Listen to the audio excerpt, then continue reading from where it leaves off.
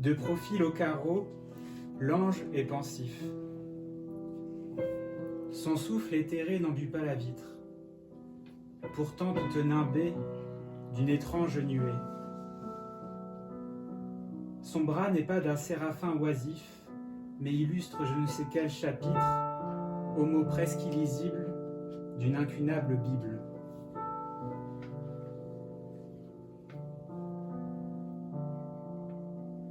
Et son cœur tendre en plâtre bat dans son corps d'albâtre, orné de roides ailes aussi fortes que frêles, comme l'amant fidèle au-delà de l'espoir des visiteurs du soir.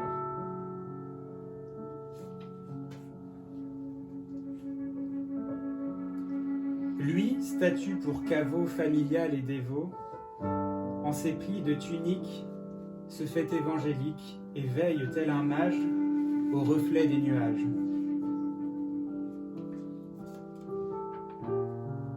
Dans l'obscurité, pétrifié, crayeux, l'ange attend le bon Dieu, comme un coq le déjuque au perchoir de son poulailler de stuc. Placé là par des parents éplorés, investi de piété désespérée, ce n'est pas une estocade qu'il porte, mais le bras qui protège une enfant morte. Pas le héros d'un bâti funéraire, aux gestes hiératiques et tutélaires, orné de rois de zèle, aussi forte que frêle.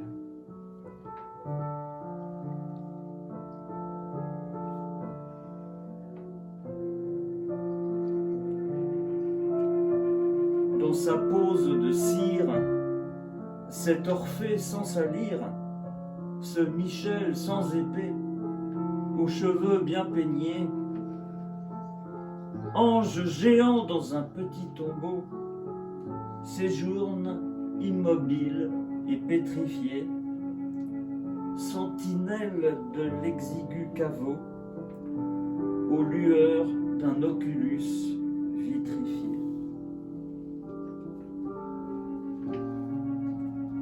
Il semble n'avoir pas traversé la nuée, tire d'ailes bruissant, comme téléporté au premier son du glas, annonçant le trépas précoce d'une enfant.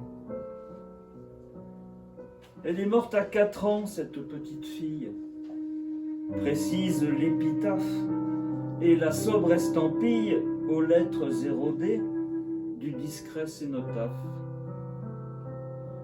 Si vieille cependant, de poussière bleutée comme farine bise à parousie promise.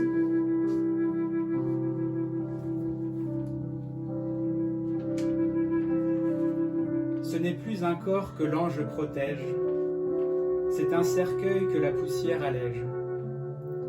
Vieil enfant par sa mort lointaine et oubliée, pareil au grain de blé semé dont rien ne sort.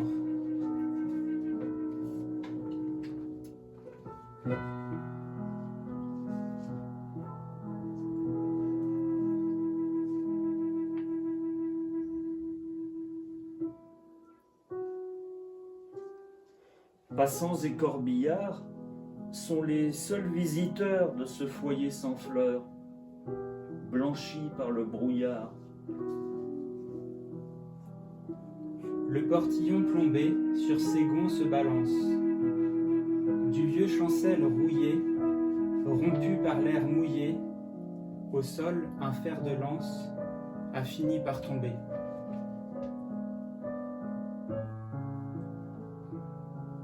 Le stuc subit l'usure aux embruns de la mer. Écailles et griffures le zèbre et le lacèrent.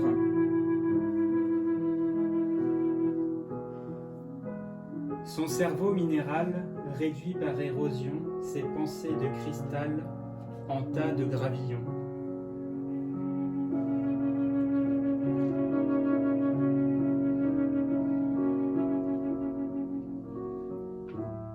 cloîtré dans sa concession perpétuelle, tout au bout d'une allée jonchée de blanc gravier. Sa perception du monde est conceptuelle. Non vie, non mort, rien ne meurt, tout demeure ensommeillé. L'existence est un leurre.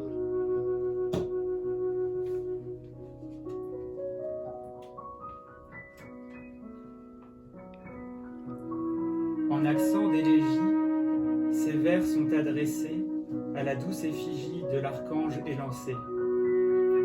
Pour lui, la poésie ornée de rois de zèle, aussi forte que frêle, entend faire reparaître au voile flou du nitre qui l'occulte en partie, la présence des êtres au-delà de la vitre.